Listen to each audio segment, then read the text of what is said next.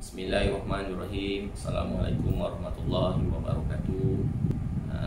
Murid-murid tahun 6 SK Kebun Baharu, cikgu buat satu video pendek mungkin dalam 7-8 minit ni tentang nota sejarah. Saya mohon awak salinlah nota tersebut di buku nota atau buku latihan sejarah. Okey, tajuknya hari ini yang saya diminta untuk buat ialah Malaysia di Persada Sukan. Ada satu topik sukan kebanggaan negara. Dalam tu ada dua topik yang saya akan sentuh, iaitu yang pertama, sukan sebagai alat perpaduan dan keharmonian kaum, dan juga kejayaan dan sumbangan atlet negara dalam bidang sukan. Ada dua. Jadi dengar elok-elok, jangan molek-molek, salin isi penting. Okey, pertama, sukan sebagai alat perpaduan dan keharmonian kaum.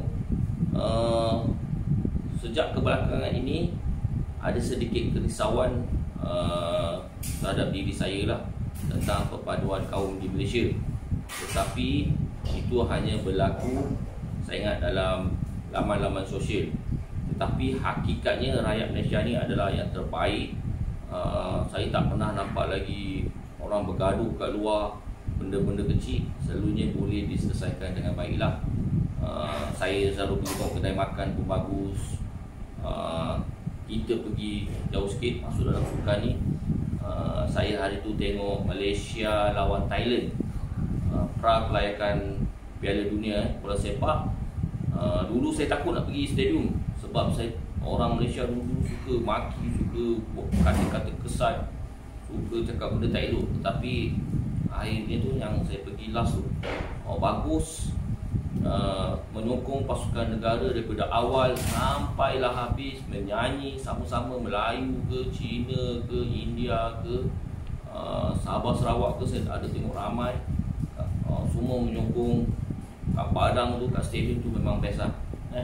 Sekarang dah berubah, dah banyak berubah berbanding 10 tahun dulu. 10 tahun dulu, meja, kursi, apa semua dibalik ke tengah padang. Botol, tu semua perangai-perangai yang dulu lah. Sekarang buat kata Tun Abdullah Ahmad Badawi, bekas Perdana Menteri Malaysia yang ke-6, kita mengejar ataupun kita perlu mendidik rakyat ni menjadi minda kelas 1. Ini minda kelas 1 ni banyaklah, tapi dalam sukan ni itulah. Okey, selain bola sepak, saya tengok juga, yang saya tengok kat TV lah, yang selalu penuh di stadium ialah hoki. Pasukan hoki yang main ada orang Melayu, ada orang Cina, ada orang India, ada orang Sing. Yang menonton ni pun selalunya penuh, stadium penuh, tak kira bangsa. Jadi sukan memang satu medium yang sangat-sangat penting yang untuk perpaduan rakyat. Perpaduan rakyat ni memang sangat penting. Hari-hari lain orang sibuk kerja, orang sibuk belajar, tapi hari Sabtu atau hari Minggu selalunya orang akan bersukan ataupun orang menonton sukan. Cuma masa Covid ni, semua pertandingan sukan ditangguhkan sementara waktu. Okey, saya preview balik ke zaman 1992. Masa ni saya ingat saya dah ajar 92. Saya 12 tahun. Saya 12 tahun masa tu Malaysia masuk Piala Thomas final lawan Indonesia. Piala Thomas badminton ni dia sama macam World Cup bola sepak. Dia punya passion dia punya gila dia sama. Jadi pada masa tu Malaysia menang lah 3-2. Tapi dia punya meriah kat situ main memang, saya walaupun tengok di TV, orang-orang lain pun ramai tengok di TV. Masa-masa tu stadium negara pun tak besar, 5,000 ke 10,000 lah yang boleh masuk. Jadi pemain pada masa tu Rashid Siddiq, Bergu, Rashid Sujailani Siddiq, lepas tu yang main Fu Kok Kiong, lepas tu yang main lagi Wan Yok Meng, dan yang Bergu yang memberi kemenangan kepada Malaysia adalah Cha Sung Kit Subi Kiang. Ingat lagi, dia menang rubber set, street rubber set 15-8. Last game tu dia menang 15-8. Okey, Rashid Siddiq lawan dengan siapa masa tu, Ardi Wiranata. Dia lawan Ardi Wiranata. Lagi ada lah, saya pun tak apa-apa ingat lagi. Masa tu ada Rex Simanaiki, Indonesia punya, pernah jadi jurulatih Malaysia lagi. Jadi pada masa itu semua orang mengenepikan semua masalah yang ada di Malaysia. Masa tu semua bersatu menyokong pasukan badminton pada masa itulah, Bella Thomas. Padahal Bella Thomas kita menang 92. Last kita menang adalah 1967 ke 1992. Satu jarak yang sangat lama lah, dekat 30 tahun, 20 tahun lebih, dekat 30 tahun. 92 sampai 2020, 2012, dah dekat 30 tahun kita tak pernah Bella Thomas. Walaupun kita masuk final banyak kali. Kita doakan yang terbaik lah untuk Malaysia. Okey, perpaduan. Saya tengok kita jauh sikit kita pergi Perancis. Perancis pun ada masalah perkauman, masalah agama, masalah perkauman. Tadi pada tahun 1998 mereka memenangi Piala Dunia bola sepak, memenangi Piala Dunia buat kali pertama. 98 dia menang di Perancis lah. Masa tu gambar Zinedine Zidane, pemain bola sepak dia yang saya anggap tu legenda lah bola sepak dia. Muka dia, gambar dia semua terpampang di seluruh Perancis. Sedangkan Zinedine Zidane adalah seorang Islam, seorang pelarian dengan bapa dia pelarian daripada Algeria yang seberang laut pergi ke Perancis untuk menjalani kehidupan yang baru. Akhirnya dia pemain bola sepak legenda kepada Perancis, dan akhirnya rakyat Perancis pada masa itu bersatu. Sejak itu bersatu, tidak ada lagi pergaduhan-pergaduhan kerana sukan, kerana bola sepak itu telah menyatukan rakyat Perancis pada masa itu. Okey, seterusnya kita pergi kepada topik yang kedua, kejayaan dan sumbangan atlet negara pada bidang sukan. Yang ini ada banyak, tapi kita pergi yang antarabangsa dulu. Kita ada Lee Chong Wei, kita ada Nicol David, kita ada Azizul Hasni Awang, kita ada Pandelila Renong. Ini yang terbarulah. Cuma Lee Chong Wei dengan Nicol David dah besar. Okey, kita pergi Lee Chong Wei dulu. Lee Chong Wei saya rasa saya tak perlu perkenalkan lagi. Seorang pemain badminton yang sangat fokus, yang sangat dedikasi daripada permainan itu. Saya tak pernah tengok Lee Chong Wei main kat gelanggang badminton tu main-main tadi. Saya panggil dia adalah intelligent player, atau pemain yang sangat bijak dalam padang, yang boleh memanipulasi ruang. Lee Chong Wei sekarang saya tengok dia adalah sebagai, saya boleh anggapkan dia sebagai satu idola kepada duta perpaduan negara, kerana dalam FB dia, dalam Facebook dia, selalu dia menceritakan tentang perpaduan. Perpaduan, dan saya balik pada perpaduan. Dia tidak suka semua kaum bergaduh-gaduh, dia tak suka. Dia suka bersatu. Selalulah saya tengok, selalu saya ikut Lee Chong Wei punya FB, memang dia cerita benda ni. Lee Chong Wei ni banyak menang dalam acara badminton ni. Dia banyak menang acara, sampai saya rasa memang dia pernah menjadi pemain terbaik dunia dalam acara badminton. Okey, kita teruskan kepada yang kedua, Nicol David. Ada orang kenal Datuk Nicol David, ada orang tak kenal. Tapi Datuk Nicol David adalah pemain squash negara. Pemain squash negara yang saya anggap, saya panggil, kalau nak kalahkan Nicol David ni adalah diri dia sendiri yang boleh kalahkan. Tak ada orang yang boleh kalahkan. Dia lagi hebat. Main squash tak siapa boleh kalahkan dia. Hanya dia kalah sendiri. Diri dia yang kalahkan. Maksudnya apa? Maksudnya dia dah besar, dia dah berumur. Saya tengok dia main daripada dia kecil, daripada dia sekolah menengah, sampailah dia besar. Jadi Nicol David pun sangat hebat. Dia tu pun pemain yang bijak, banyak mengharumkan nama negara. Okey, yang ketiga, yang ini kita panggil The Pocket Rocket Man. Kenapa namanya The Pocket Rocket Man? Sehinggakan Nike ambil dia sebagai penaja, Nike taja dia seumur hidup dia. Berapa juta bayar saya pun tak tahu.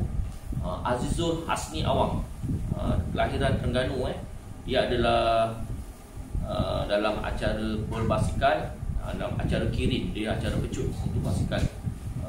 Azizul Hasni ni memang sangat laju, kecil, laju, sebab tu dia panggil The Pocket Rocket Man. Dia panggil namanya Pocket Rocket Man, dan dia sangat laju. Saya pernah tengok dia sekali berlumba basikal, kaki dia ni masuk batang kayu, papan velodrome. Velodrome tu dibuat daripada papan, jadi velodrome tu pecah, masuk kaki dia kat sini. lepas tu tak lama dia masih lagi boleh menang suara dunia berbasikal dalam acara kiri. Dia menang acara dunia lah. Jadi dia pun ada satu semangat yang kuat untuk memenangi setiap acara yang dimasuk. Jadi satu contoh yang baiklah, tiga-tiga satu contoh yang baik. Yang keempat,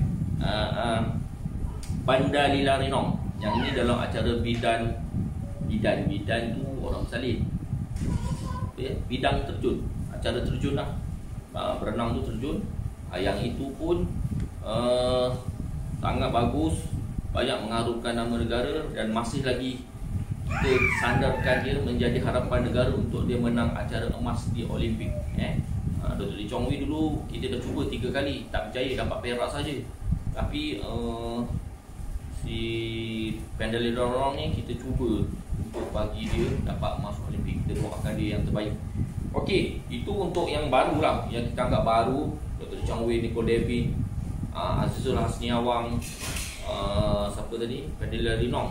Okay, untuk yang dulu-dulunya, kita jangan lupakan Allahyarham arwah Mokhtar Dahri, seorang pemain bola sepak legenda yang main, saya pun tak pernah tengok, tapi memang sangat kagum lah.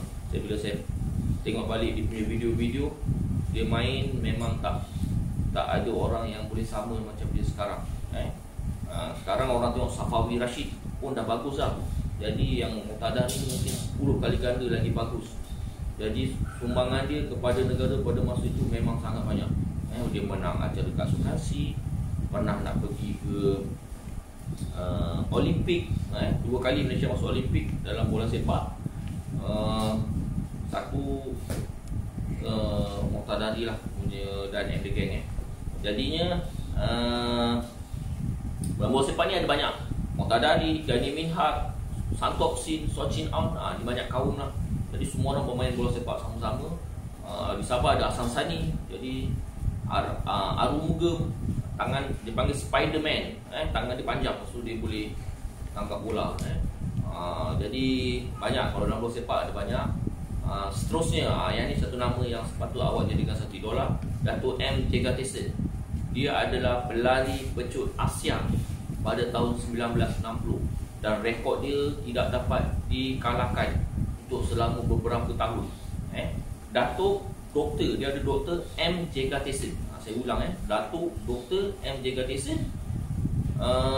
Beliau walaupun sibuk berlari dalam olahraga, dalam acara pecut 100 meter, 200 meter. Okey, 200 meter dia pernah pergi ke Olimpik. Dia satu-satunya orang Asia yang sampai ke separuh akhir.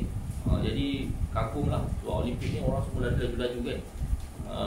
Datuk M. Jegatesan, walaupun dia berlari tadi, dia tetap dapat PhD. PhD ni untuk dapatkan doktor lah. Dia tetap belajar. Saya pernah baca buku Dr. M. Jegatesan ni. Dia sampai siang lari, buat latihan, malam orang dah tutup lampu, orang dah tidur, besok nak latihan lagi. Dia pergi masuk bilik air ke apa, buka lampu kecil, dia baca buku. Dia sampai tahap tu. Sebab tu dia boleh dapat doktor. Yang tu saya memang kagum, sangat kagum dengan Dr. M. Jegatesan.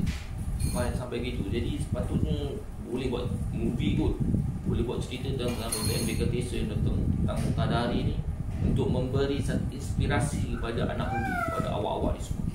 Okey, saya ingat itu saja.